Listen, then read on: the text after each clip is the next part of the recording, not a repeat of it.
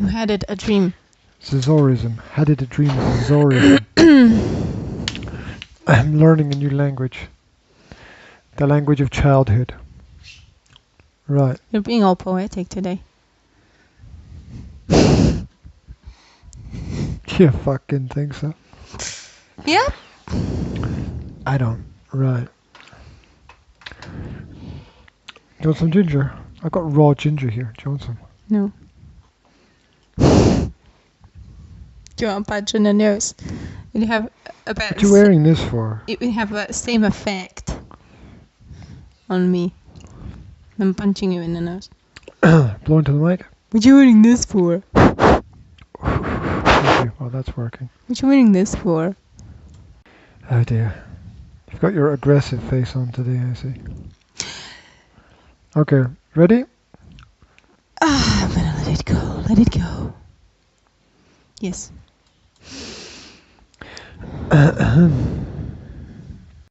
Look at that. Hello, everybody, and happy Guy Fawkes Day. Guy Fawkes. Oh, you guys and folks out there. Guy Fawkes. It's bonfire night. Did you know that the word bonfire comes from the term bone fire? This is from the Dictionary of Etymology. Bonfire. Bonfire. Yeah, they used to throw people's bodies in piles and burn them. And that's where you would get the bone fire from. Would that be when the plague thing was? The Black Death in Europe? The plague thing. there were two of them. Well, it's one, but Twins. it was almost like as if they were two because it was so Black Deathy. I don't know. Probably. That would make sense. That would make sense. Or it might have been in one of those rampaging armies that rampaged around Europe. Rampaged. Maybe, are you sure that they didn't just throw bones at the fire? Without the actual fire! carcasses? No bones! Wait, guys, get some bones. Yeah, why not? Luckily, I brought my bag of bones. That's a novel by Stephen King, by the way. Bag of Bones. Bag of Bones. It's really good as well. Ooh, they're all really good. Okay, sorry. Getting excited. I need a new Stephen King's book, so that's your cue for my Christmas present. Or yeah, well, you have to write down a list of what you haven't read. So you were going to tell me I have to write one for myself. Write your own horror story. Just keep a diary. That'll be scary enough. No sugar for you. Yeah. What are we doing? Yeah, so how's everybody out there? Questions and it's questions and answers session. Yeah, it is. Today it's the weekend questions and answer session, and if you've got any questions, you can write them in the chat online. But we've got some that we stole. We stole. We weren't doing anything actually. You were surfing the chat forums on the internet, and you were picking up cool, interesting questions, controversial. That I thought might help people out there, you know, because I think that's the main thing about forums. It's not just about giving an answer to one person that asks a question, but it's about stop it. That's not this is a forum, by the way. You always get those two mixed up. It's also about all those people who read those questions, because a lot of the people can relate to those questions. So I think it's good that we answer some of the questions that are most that get the most comments, you know, that people can relate the most to. Well, I find a lot of the questions bizarre because people are, you know, getting out whatever is inside of their head that bothers them, and I find a lot of these things quite interesting because they are nothing that I would ever think about asking anybody. Yes, I know, and that's the great thing about human species, isn't it? That we all think differently, and everybody relates to something. To be sure. To be honest, you know, I always throw in some questions that I just found slightly bizarre as well. Just, you know, not to be bored. Oh, you're leading into the bizarre question. Sometimes I throw in a bizarre question or two. Okay, so here we go. Today's first question. We'll see how much time we have today. I thought Okay. we haven't really planned this very well, but I thought we could haven't really planned it at all. on the fly. It's okay. We'll do the question, and then if we need to, we'll do the other questions in other videos. Yeah, so we try to keep the... What are you doing with your hand? That's right. I'm just trying to encouragingly nod. It's not encouraging. Oh no, you're kind of moving in a really odd way. Right. The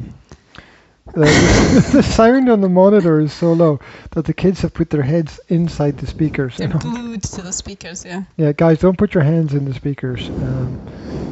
There might be A snake. a monster, a ghost in there. We're still in Halloween mood, as you can see. Yeah, well, Halloween leads into Bonfires. bonfires. Yes, which is a really interesting. Where are we going to make a bonfire? I mean, balcony, living room. Get one of those little grill things, and you could grill. You could actually grill on the balcony, but the neighbors might not appreciate the smell. Oh, she heard the word balcony, and now she wants alchemy. I don't have any alchemy, sweetie. No, we don't have any today. We'll get some later. Okay.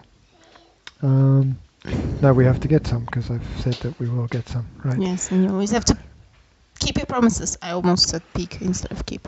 Peek. Peek your promises. Poke your friends. Okay, I don't really know. Did I read the question? I haven't got to the question. No, you didn't get to the question. Read the question. What somebody asked. Okay, so my 4-year-old son is surrounded by his girl cousins all the time, and I'm worried he might turn out gay. What can I do to make him more masculine? Asks a mum, okay, just to be. Because only a mum would actually ask that question. Yeah. How could I make Well, we mums have a lot of weird concerns about our kids. We're often concerned about things that we don't really need to be concerned about. But anyway, that's an interesting question. Why the hell would you be? I mean, why is that even on your radar? Well, at first that of all, stage in life? I mean, if your son, my take, okay, if your son did turn out gay, would that be like, such a terrible thing, right? I mean, he's gay, right? It's not like saying, what if his arms get amputated, or what if he gets a deathly disease and whatever. But the question is very similar to that. It's like, what if this unexpected thing happens in the future? Like, it's a bit like worrying about, what if he has a car accident after he learns to drive, or what if a cloud falls on his head? Or well, that's another thing. Yeah, that's another way to look at it. You can be concerned about all these unexpected things, but there's nothing you can really do about them. Right? What if he? Well, here's the mindset perspective. Mm-hmm. What if he doesn't turn out to be gay? Exactly. What am I gonna do if he doesn't turn out to be gay? Exactly. That's exactly my point. I mean, why? First of all, you have to think about your own set of values. Why is it important for you that your son doesn't turn out gay? Okay. Do you know any gays? Have you ever talked to any of them? Would that be such a huge problem if he did? Second of all, you have to work on your acceptance. Okay, accept your child the way they are. Because they're going to turn out something, okay? Doesn't matter whether it's going to be a gay, a doctor, a musician, a parent to 6 children, or a person who doesn't have any children. There's going to be something that you internally cannot identify with, but you have to learn to accept the fact that your child is an individual, and you have to, my words fail me. You have to accept the fact that they are an individual, basically. Either you're gonna love them for who they are, or you're not. Like, what if somebody paints that building over there green? What does it matter, right? Yeah, know? I mean, if your child cuts their hair and you don't like the haircut, are you going to love him less for it? No, you're not. You're going to accept that because he's your kid. Same way you're going to accept that if he turns out gay or unemployed or whatever else, right? So that's the first thing I would look at, you know. Yeah. Well, okay. So the first thing is sort of don't project your worry onto him, because that'll just focus him on that particular element or subject. The second thing is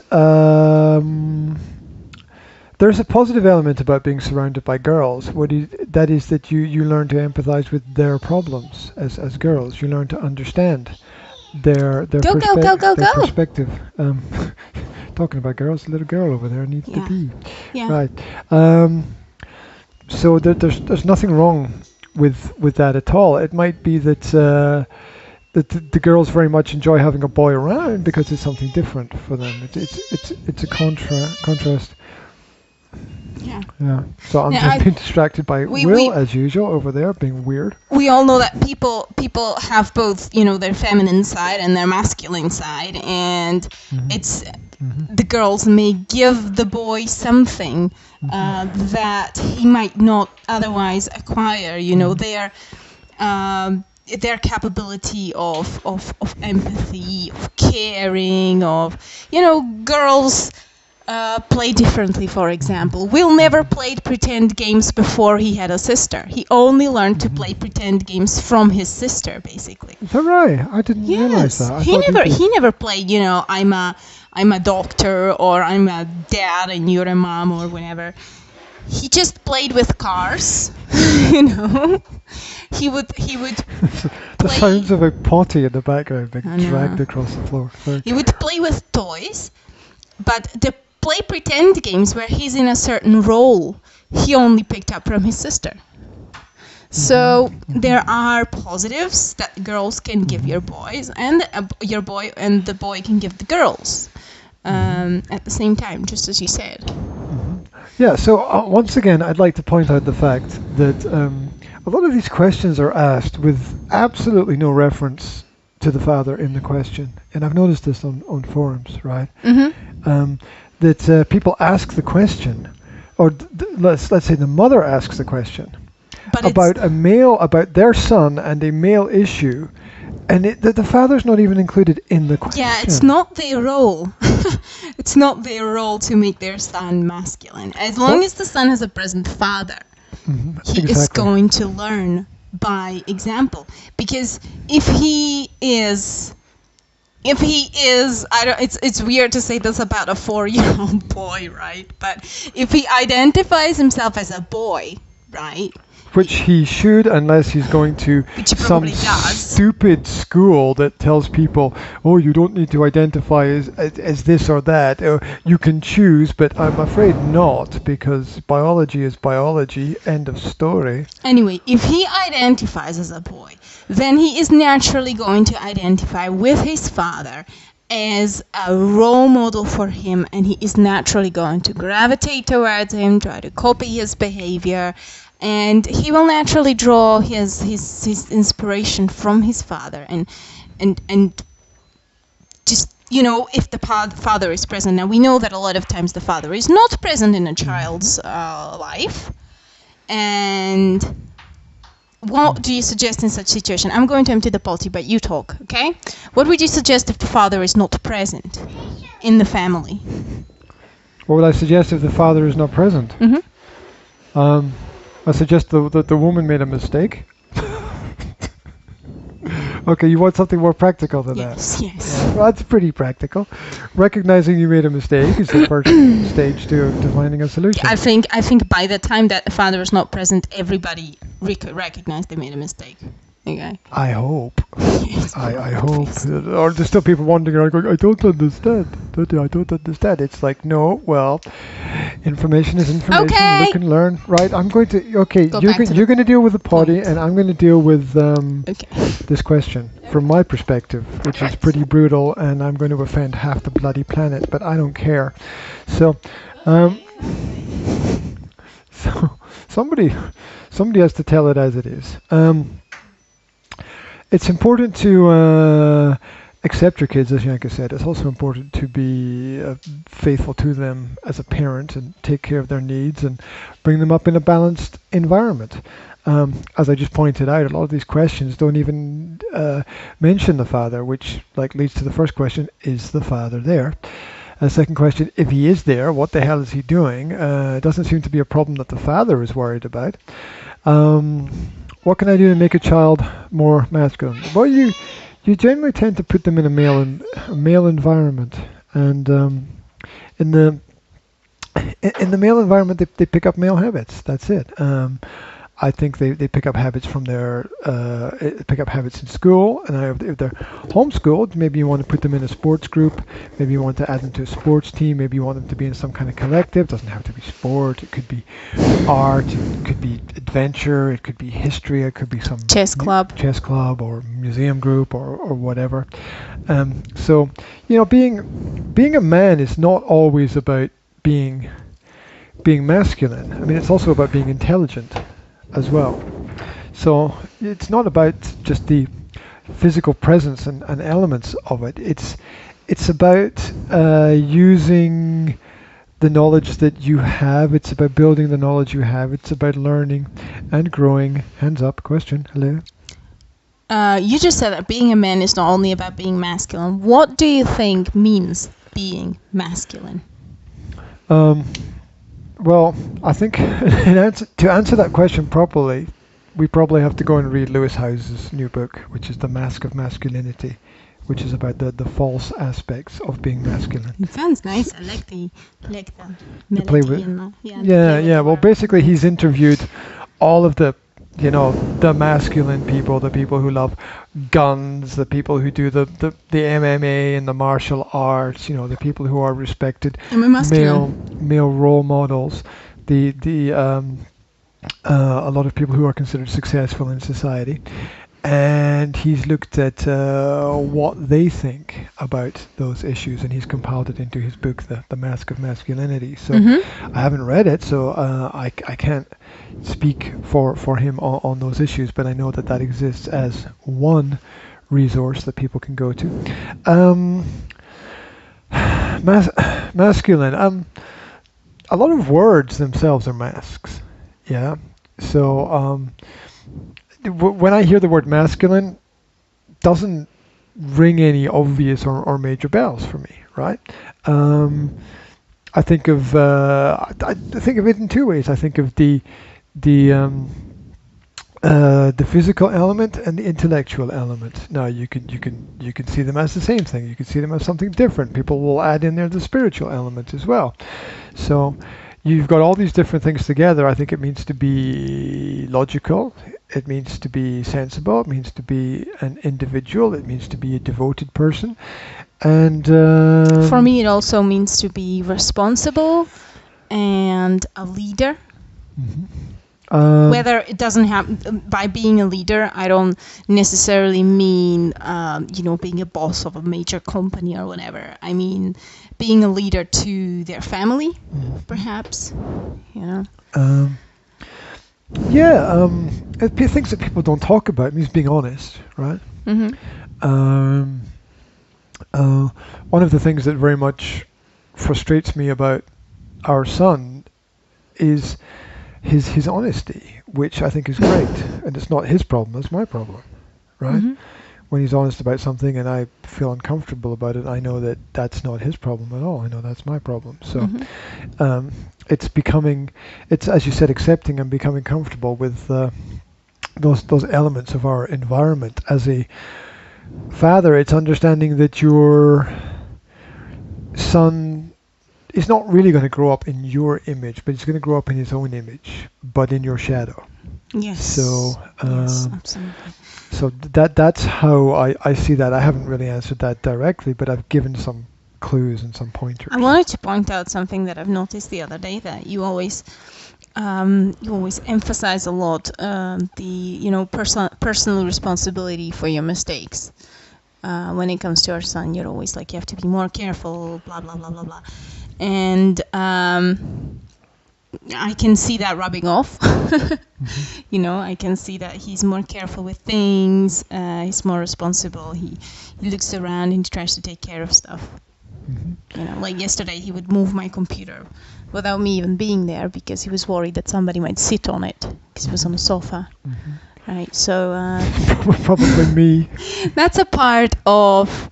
That's part of what I perceive as masculine, you know, being able to take care of things, being able to be responsible, and yeah, yes. And honestly, I don't see how that has anything to do with growing up among girls. Right? I mean, I know, because I knew people who grew up in girl environments where you know the husband left and there was the mother and two sisters and the boy, okay, and the boy missed the obviously the masculine role model. Can I throw your underwear? Yes, throw my underwear. Go on, go ahead. That makes you feel better. No. And the boy would be, you know, more communicative, okay. He would enjoy fashion, okay. He would enjoy, I don't know, watching movies and talking about them a lot. But he was a man still, okay. So he had certain girly traits, like, you know, he was very chatty, like girls used to be chatty. But it didn't make him gay, okay? And I don't think there's any scientific research that would confirm that men who grow up with a lot of women turn out to be gay. I mean, I know a boy who has 7 sisters, right? And I don't think there's a great question. If he had 2 or 3 sisters, would you be worried about him being gay? Yeah, yes. I mean, there's obviously the problem is not external, is it? Yeah, my brother grew up with 2 sisters, right? And he doesn't seem to be gay. So. No. Yeah. It's not that he doesn't seem to be. He's not. And he's not gay, even though he was around his sisters all the time. So it doesn't work like that, okay? I don't know how it works. Scientists kind of... You'd be more worried about if he was around boys who were displaying that kind of behavior, right? Probably. I mean, you wouldn't pick up being gay from girls. You'd pick up being gay from boys, right? Who are gay? I don't know, okay? But the point is, logic. You know, scientists themselves, I don't think agree on one simple answer, like where does being gay come from? I know that a lot of scientists now say that it's genetic and that, you know, that you're predisposed to be gay when you're in the belly. But it's hormone levels. Hormone levels. They've discovered in fish and frogs that if you put certain hormones into the water in which they live, their sexuality can change. It's plastic as well. We've watched a documentary, didn't we? Well, it was about that area of the plastic factory and the plastic, the chemicals that were used at the production of the plastic leaked into the underground water. And just as you said, there was the animals, the water animals, were like almost all female, or they noticed that they actually changed, that the male fish actually changed into female fish during their life, or women that lived in the area had girls, and there was like 8 boys and 50 girls, right? And those that were pregnant with boys often miscarry. Wasn't that in the documentary?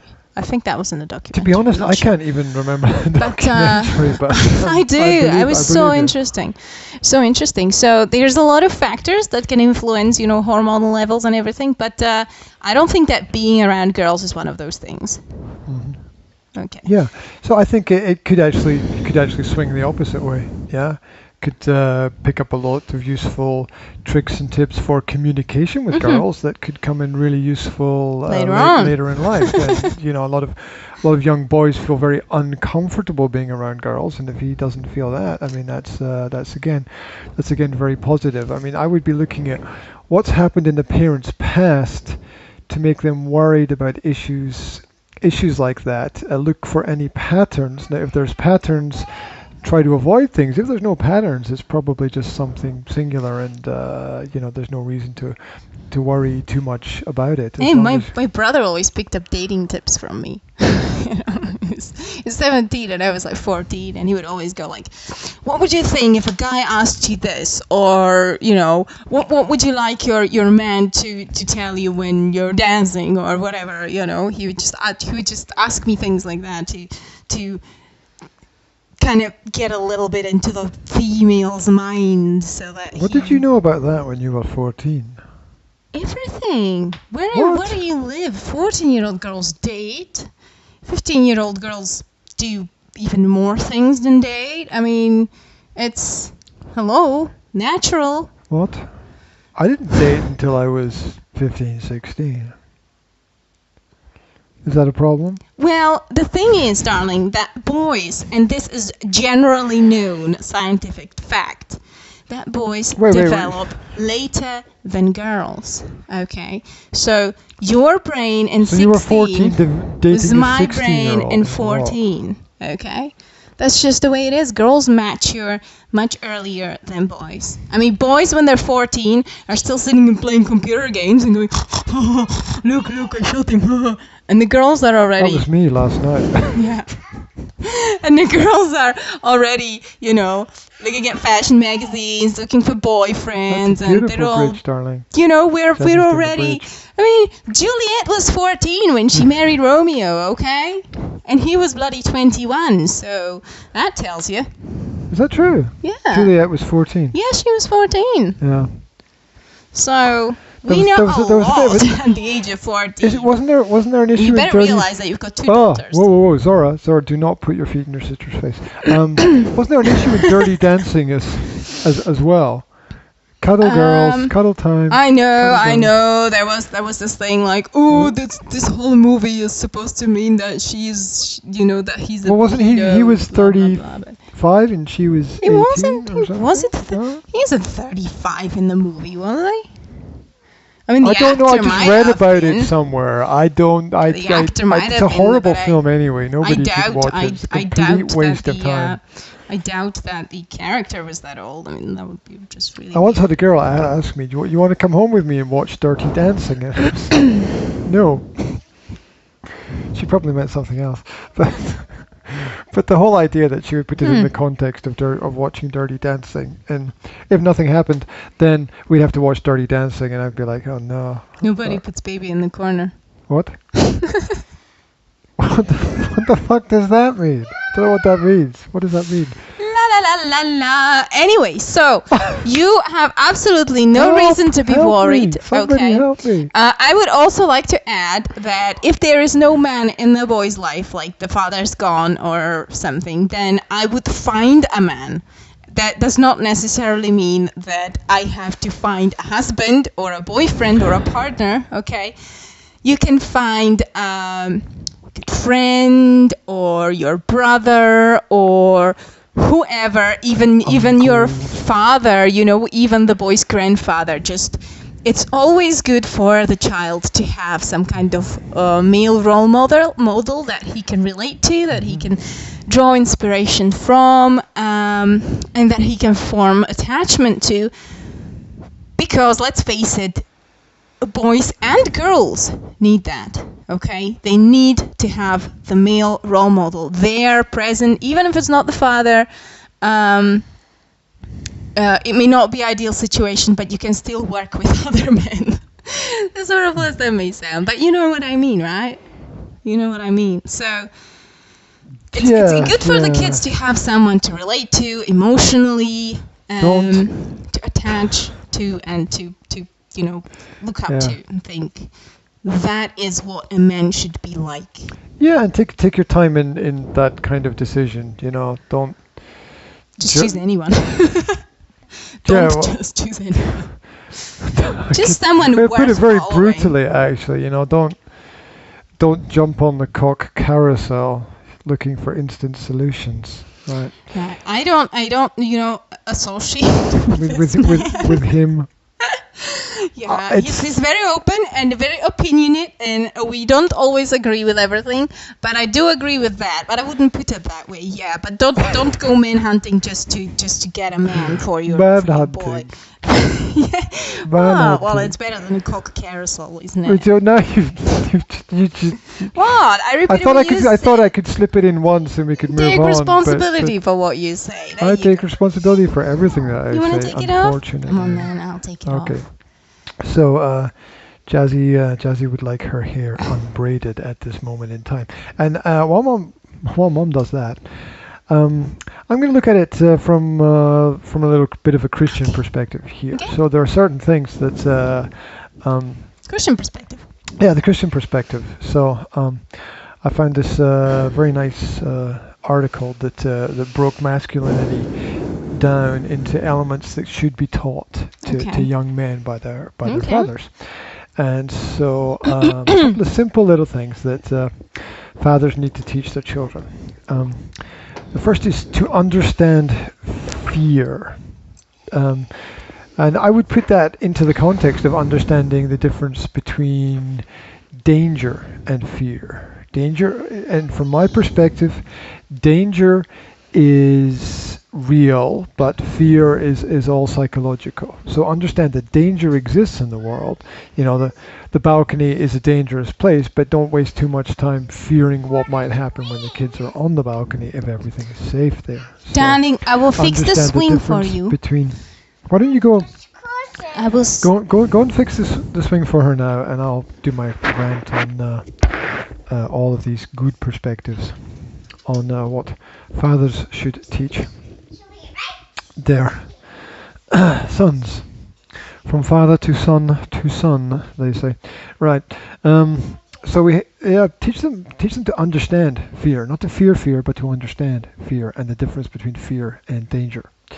Then teach them honor, to understand the nature of the power of promises, and that they should keep their promises, to honor their family, to honor their friends, to honor the people around about them.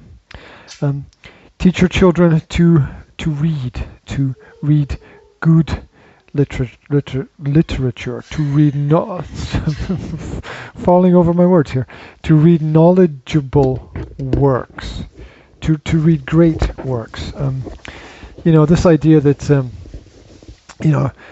comic books have become literature is just ridiculous. They're like what they call animated novels now, or something like that. I mean, it's just graphic novels. That's it. It's just ridiculous. Read literature with depth. But comic books are great for learning how to read for beginning readers. So don't just dismiss them completely. Will practices reading immensely. Okay. So. Okay. At the beginning, it's all right. It's a good place to start, but it's not all right when you're like 35 reading comic books. Okay, so. Right. There we go. Teach the power of hard work, understanding that hard work can bring its own rewards, and it's all about forming good habits of discipline, about being proactive and getting the children to stretch themselves and their abilities. Teach them to be gentlemen. By gentlemen, I think it means strong but understanding. They are, as gentlemen, a force, but not just a physical force, a force for truth, a force for being faithful and a positive example. I think gentleman also means caring. Okay, yeah, absolutely. I can accept that.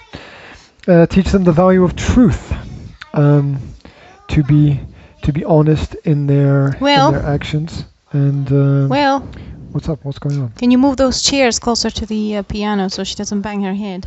Mm-hmm. Thank you. Okay, so teach them the great value of honesty and the great defense that is honesty as well, because there's much less fear when you're much more honest. Teach them the value of money as a tool, not the fact that money in itself has any value, no more than what we give to it, but that it can be used for good things, and that if we create some wealth and we create some income, we can turn it to good use. You know, there's a lot of, I was just thinking recently that I was talking with one client about what people spend money on, and it's quite regular for men in this area to spend a large amount of money on fireworks at this time of year. And by large amount of money, I mean up to 10,000 euro on fireworks that they will release between the Christmas and the New Year period. People regularly spend that amount of money. Who has that amount of money to spend? I mean, you're talking about the building rich new people. houses over there have to have. Yeah, you're talking about the rich people. Yeah, but even the poor people spend a lot of money on fireworks. They would go up to like 100 or so. Yeah, it's a massive industry, and I would say that there's more valuable things that you can invest in. Just blowing money in the air. Yeah, teach them to love their family, to love their friends, to love themselves, and to love swinging in swings. Like teach them. Sorry for jumping into it, but I would like to also emphasize the emotional intelligence in men, because it's often underestimated. You know, teach them about emotions, what they're feeling, how to express it. You know, saying what you feel is not girly, because I think there's an epidemic among men of suppressed emotions that transcribe as anger, and that then, you know, increases the stress and the risk of the heart disease and blah blah blah blah blah. So it's actually quite important to you know, teach them how to work with emotions, not just anger, but fear, anxiety, love, blah blah, everything. Yeah, absolutely. You know, it's that the fathers should be around to be there for the needs of their children. I'm just watching Jesse swing into the wall there. So freaky. Yeah, he should be there to organize activities for not just his son, but also his daughter. He should be there maybe to take the kids out for a walk or a hike, to explore the surroundings, to build things, to be creative, and to share experiences as well. Yeah. Men are very important for men. Men as role models, I mean, are very important for daughters as well. I mean, fathers, right, are very important for daughters as well, because what they model is what their daughters will look for in a relationship. So, you know, if they've got anger issues, if they're abusive, you know, physically or verbally or whatever, that's basically what the woman often ends up looking for in relationships. Not consciously, you know, she's not happy with it, but subconsciously, it's the key lock thing. You know, it's what the psychologists call it, the key lock thing. They don't call it a thing, but thing. That's psychological thing. It's where your personality developed in a certain way because of where you grew up, and you are looking for the same type of environment to fit your personality into, basically. Yeah, we recommended the Lewis House book, The Mask of Masculinity, for understanding the male perspective. Also recommend the book Wild Things, The Art of Nurturing Boys is also quite good as well. So there are 2 resources that you can find. There are lots of blogs online, there are podcasts, you can research those ideas, and you know, if you take it step by step in the right direction, you'll be perfectly fine. And I would also like to, you know, go back to beginning and emphasize, okay, do not project your prejudice on your child, okay? Just because you have problem with gays, you know, do not I think it's not maybe the best thing to teach our children that to be gay is not okay, because he's very likely to meet someone like that further on in the future. He might even turn out to be one. You don't know. Okay, so just get over the prejudice and teach him to judge people by the person they are rather than the group that they belong to. Yeah, and accept your child as the person he is rather than the person you fear he will become as well. Yes. So this is the practical, positive, peaceful parenting Answers. podcast.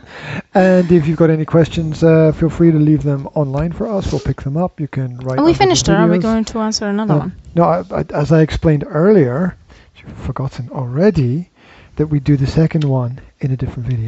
You remember that? Does it come back? Okay. No, you don't remember. Okay. Right.